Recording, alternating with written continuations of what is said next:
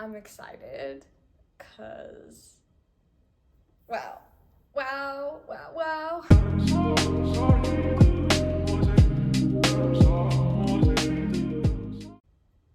Hey everyone! Okay, so I am pretty excited about this. This is my new YouTube channel, Savvy's Reviews and Writes, so welcome! And bear with me here because this is my first time doing anything like this. When I decided to make a booktubing channel, I knew I had to start with Once Upon a Broken Heart. This book right here. It's so good, guys. I have lots and lots of thoughts, and I'm going to try to keep it to book one because it's a review for book one, but I feel like I'm gonna have moments where I really want to talk about the series as a whole, especially the last one because I have read the whole series, but I'm gonna try to keep it to book one. Starting out with the story, we have our main character, Evangeline Fox. Love her, relate so much. So all Evangeline wants is to find the love of her life. She is excited and she thinks she's found the love of her life. She fell head over heels for this guy, and then she thinks the love of her life has been stolen from her, and she's like super heartbroken. Yeah, so she goes in search of this temple of the Prince of Hearts, which if you've read Caraval, which I highly suggest doing before you read this book because it is a continuation series where there's the Caraval trilogy and then there is the Once Upon a Broken Heart trilogy. And while you can technically read the series as a standalone, I highly recommend that you read Caraval first, just so you have background of some characters and so you know who the Fates are. They're like these immortal beings, and they are great and not so great at the same time. Before I delve more into plot, I gotta say, this series, as I said in the title, this was love at first sight for me. I gotta tell you the whole story. Go on a bit of a tangent here. I was scrolling through Goodreads and then I saw this book. So I think whoever designed this cover specifically was targeting my soul.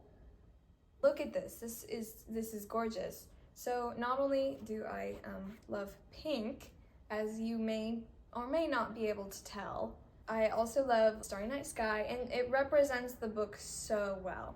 It's gorgeous. And you have these beautiful filigree patterns in this beautiful rose gold, and it represents our characters really well. If you haven't read the book, I won't say why, but it does.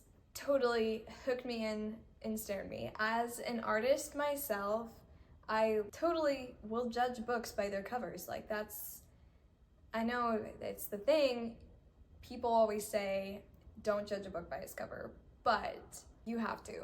I'm sorry. There's no getting around it. That's what the covers are for, okay? They are for judging them. It's a sneak peek into the book.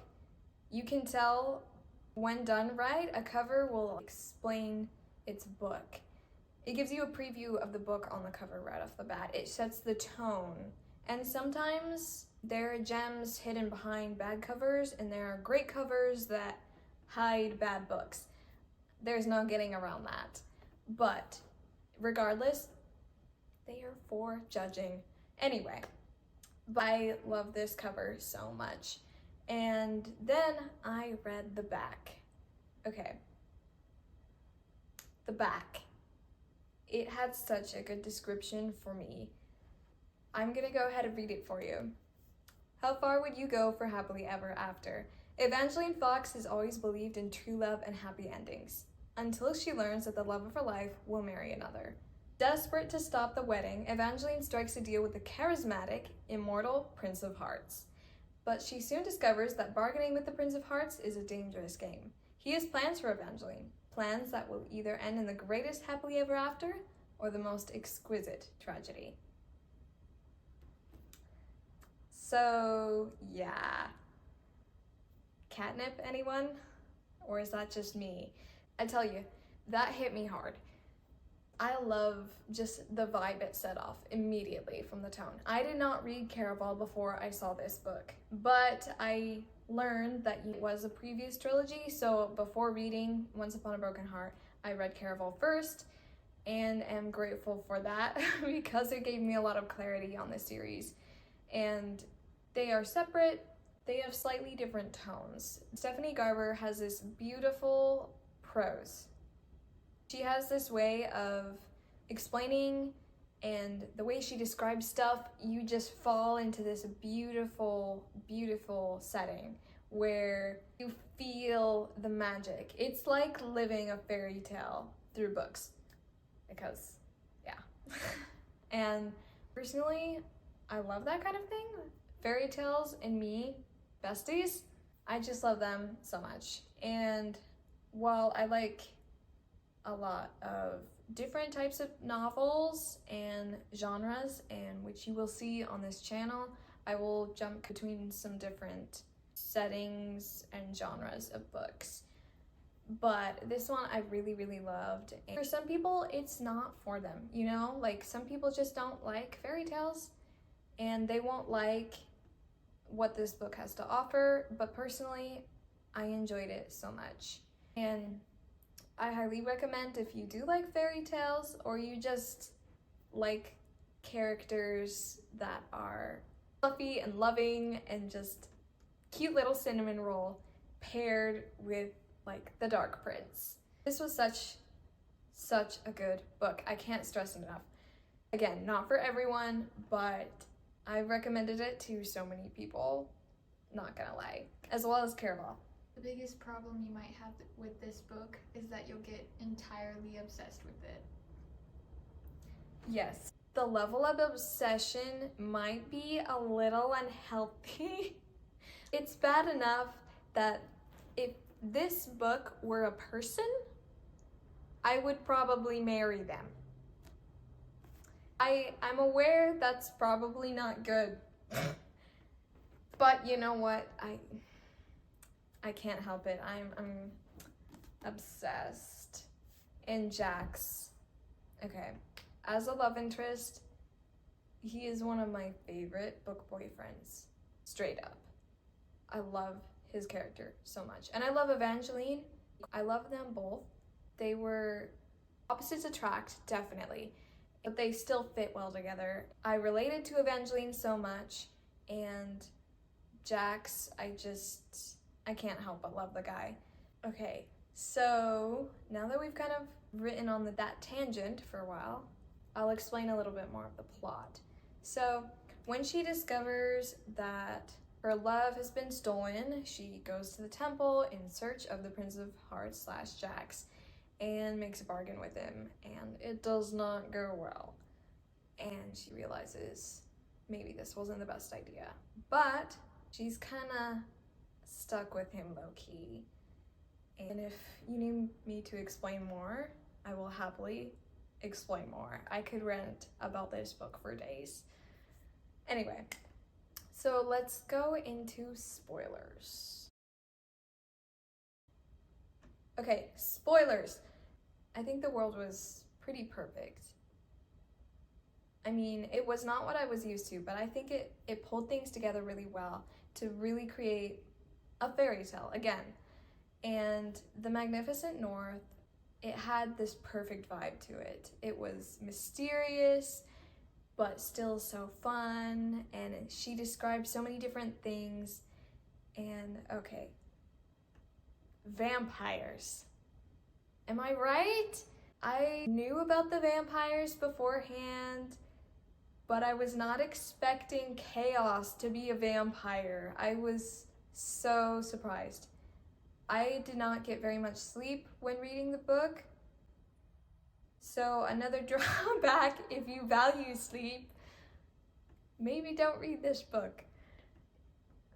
Or just read it and don't value sleep for 2 days. I finished it in about 2 days and maybe got 2 hours of sleep, and I was okay. So I speak from experience. Anyway, so vampires. Again, this was not something I was expecting, but I thought that she handled it well. Sometimes I really don't like vampires, okay? And then other times I love vampires. This was the love category. I think she handled them well, and they had this allure to them, and they made sense. It's like the vampires are made to draw you in, like actual predators. And you see that theme a lot in other books. She made it feel like they were really meant to draw you in, and they had actual like power for it. I thought that was cool. And then Luke turning into a vampire, also something I was really not expecting. Poor Evangeline, like that is a rough girl. But fun plot twist. Everything with Apollo, I thought that was a very interesting plot here. We have Apollo, who seems like this arrogant prince at first, and then Jax messes with his emotions, and it's kind of weird because he totally changes, you know? So, personal theory here, but I kind of wonder sometimes, what if Jax, so he was kind of low-key messing with Apollo's emotions, right? So was how Apollo acted toward Evangeline like almost a reflection of how Jax could have been, you know? So if Jax wanted to court Evangeline and he didn't have all this bad blood, you know, all of his poor beaten history, which if you haven't read the rest of the series, I will not go into detail. But anyway, so lots of stuff holding Jax back, and he seems like totally cruel, you know, doesn't have a heart. But if he did have more of his charisma, and if he was willing to let himself love, I think he would have loved Evangeline a little bit like Apollo did, because that was Jax using his powers on Apollo. Let me know down below if you agree with this theory or don't. Whatever. Overall, I definitely love this book, and there were a lot of loose ends, and the cliffhanger at the end was so heart-rending. I was like, I need more, and I needed to know how Jax felt, because he's chasing after Evangeline and he sounds worried in her head, and then she finds out and we don't hear from him. Just lots of loose ends that didn't get finished off, and while the series was continued, I have notes on how those threads were handled. So if you want to hear more about the rest of the series and my reviews, look for those in future videos. That's all I have to say for now, and I look forward to doing more videos soon. Bye!